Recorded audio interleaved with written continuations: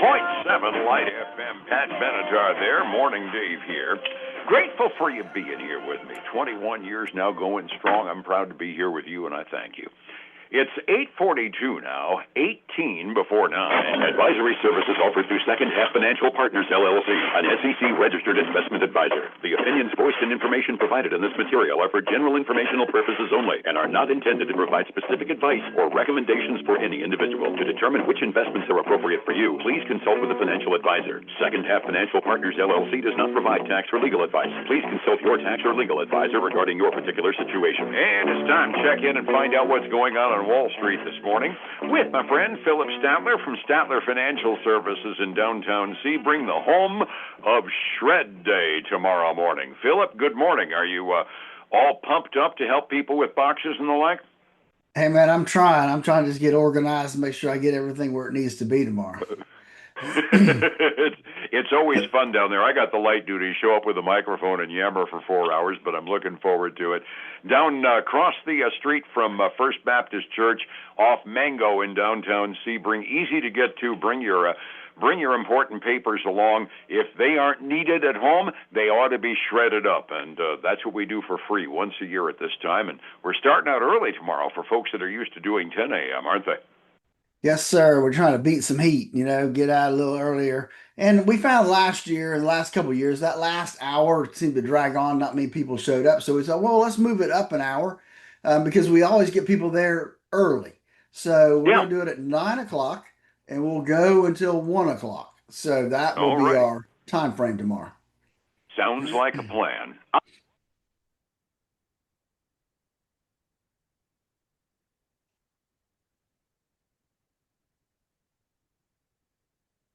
You there, Dave? Hello?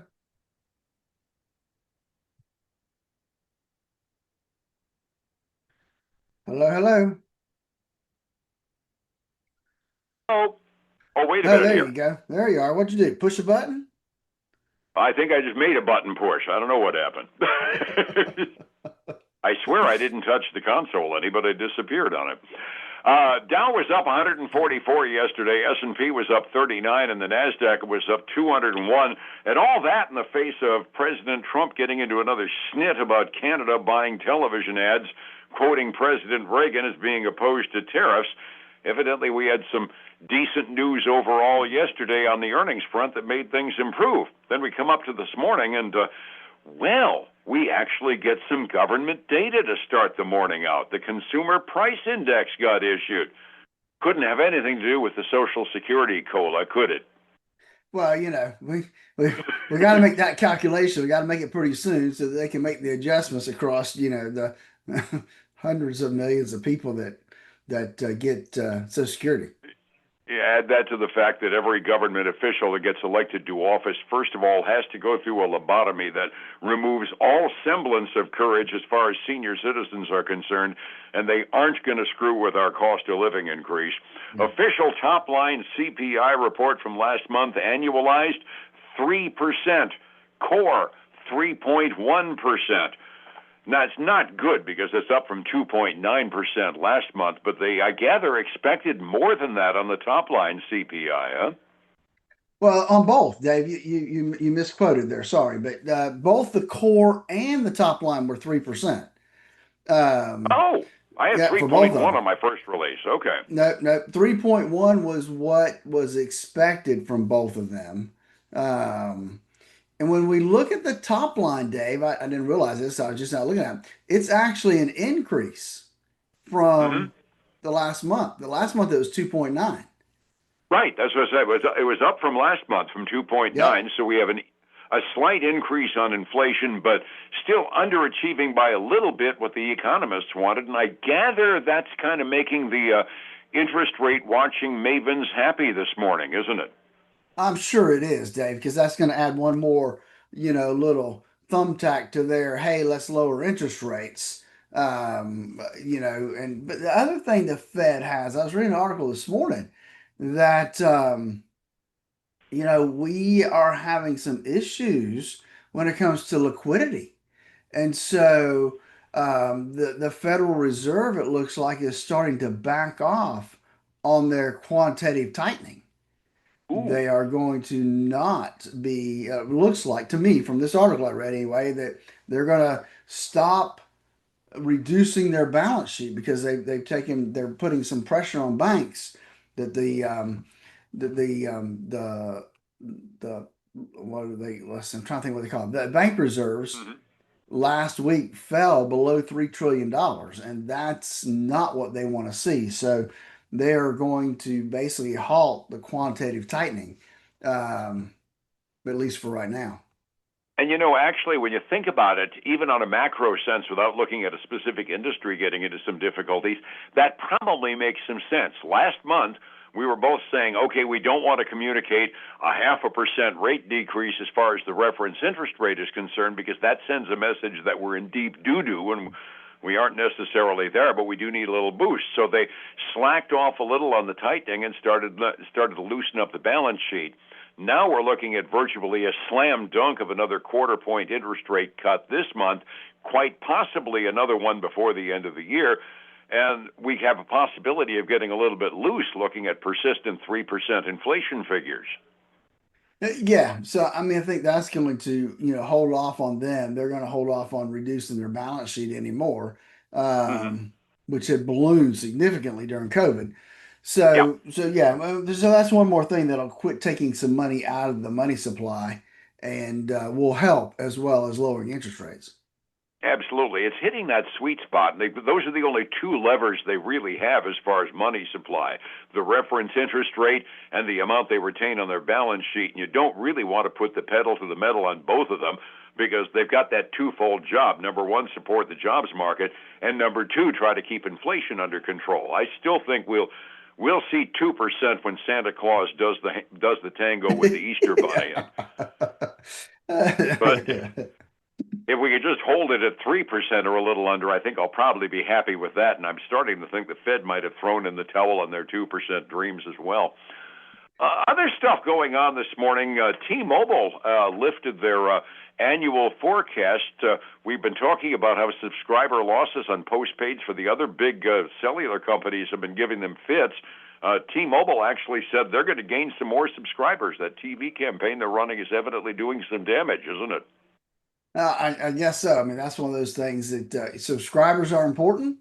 Mm-hmm. And hey, man, if you can get it on the prepaid market, then that's the, you want to get it from wherever you can at this point.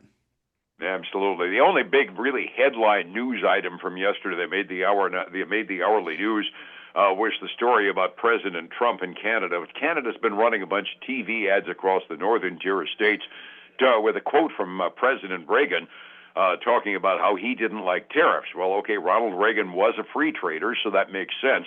That really has President Trump hacked off, and he called off all further negotiations with Canada over tariffs. I fully expected to wake up this morning to the futures absolutely in the tank, but I guess we're getting kind of used to the notion that we do a lot of bloviating and really don't do too terribly much because we were mostly above the zero line all night on the futures. We didn't get scared very much at all, did we? No, no, we didn't. I mean, we're getting a nice bump since the CPI came out. Yeah, Um, hey, get this, just came across my ticker. Social yeah. Security Administration announces the 2026 COLA benefit, drum roll please, will be 2.8%. Well, which means my Medicare premiums are going to go up by 2.9%. Like I Hey, said, the other thing, Santa Claus and the Easter Bunny. I believe in both. Yep. Target cutting 1,800 corporate jobs. First time in 10 years they've had a major layoff. Woo! Most companies are cutting back on their blue and pink collar forces. Target's cutting back on the executive staff, huh? Well, yeah. Wow. We do have some companies reporting in the process, and you and I both kind of giggled when we said this. Since the government's the biggest stockholder, we've all got a stake in it. Reporting season continues. How are we doing with Intel? Intel, they beat on revenue pretty well. They earned 23 cents a share adjusted. Now, the issue is that we can't compare that with what the analysts threw out there because they're just not comparable numbers. So there's really nothing to compare that to. Um, but I will tell you that Intel, not as good as it was. I mean, it was up when I first looked at it this morning, and their numbers came out. They were up 8% this morning. Wow. Now they're up about 5.3%. So still up, not as up much as they were about an hour ago. I'm finding the entire sector fascinating these days in the high tech sector. Yeah, the government's bought into Intel, but then we've got Nvidia buying into that. OpenAI is into the mix and whatnot. They're all buying each other out. Before too terribly long, we're going to have one stock, call it big tech, and that'll be about it. Hey, Ford, we got GM earlier this week. We got Ford came out. They did well. They came out at 45 cents a share versus 36 cents that was expected. So that was some good news there. Revenue substantially ahead of expectations, like by $4 billion. So so some good news there on them. They're trading up about 3.5%. The other thing I saw was that they are really going gangbusters on their F-150s again. As a matter of fact, they've reallocated some of their employees from the EV division over to the truck division. So they do have one little fly in the ointment. Remember, we talked about a couple weeks ago, maybe a month ago, that Hmm. they're one of their suppliers had a big fire, and so Yeah, that's kind of slowed down some of their supplies they need to finish the project. But Ford seems to be doing well. good to hear. What else have we got out there? So we've got a couple of comfort systems, which is the AC manufacturer. They did well in the third quarter. They even increased their dividend. They beat by over $1 a share, almost $2 a share in earnings. They're skyrocketing this morning, up almost 18%. Wow. Well, it's been a hot summer down here down south. I suppose they're doing well, right? Yep. So I found one loser for you. Okay. Decker's Outdoor. Now they're the maker of UGG shoes and Hoka shoes. So they fell real short of expectations on revenue. And so they are trading down today 12.75%. Wow. Well, Yeah, let's they've just fallen from let that 102 to 89. let's just let that one sit and go to the summary. General update on the equities market yesterday after a big report this morning. I see a straight line upward on my delayed quotes this morning. 45 minutes early. What are we looking at? Green ink on the index side, on the stock side for sure. Dow's up almost a half a point. The S&P 500 is up 0.6. Nasdaq 100's up a little over 0.8%, and the Russell 2000 is a big winner, up 1.33% right now. So big moves on the stock index. On the other side, however, we see some red ink. Silver down almost 1.7%, below 48 to $47.89 an ounce. Gold down 1.3%. And then crude oil flat right now at $61.78 a barrel. I did double check it. Yeah, that's the world markets responding to us penalizing countries that are buying Russian oil, and they figure that means a shorter supply, so a bid upward in the Ah, price. gotcha. I There we guess go. guessed right yesterday for a change.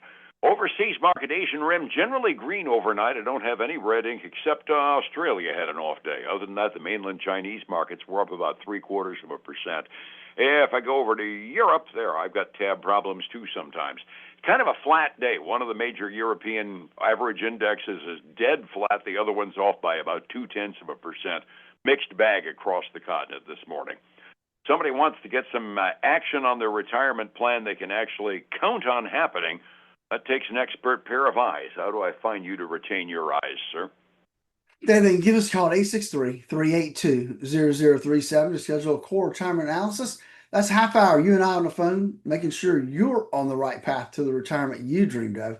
And then join us this weekend for the Statler Financial Radio Show, 6 a.m. and noon on Saturday, 10 a.m. Sunday morning on Highlands News Talk, 7:30 a.m. and 95.3 FM. And hope I'll see everybody tomorrow morning at 9 o'clock. Absolutely. You and me together again next week here on the radio, and I'll see you tomorrow morning at Shred Day, sir. Have a good evening. All right, buddy. Take care. Thank you. It's 105.7 Light FM and Statler Financial Services, Philip Statler. Hey, folks, again, I want to thank you for joining us today. Have a great day. Bye now.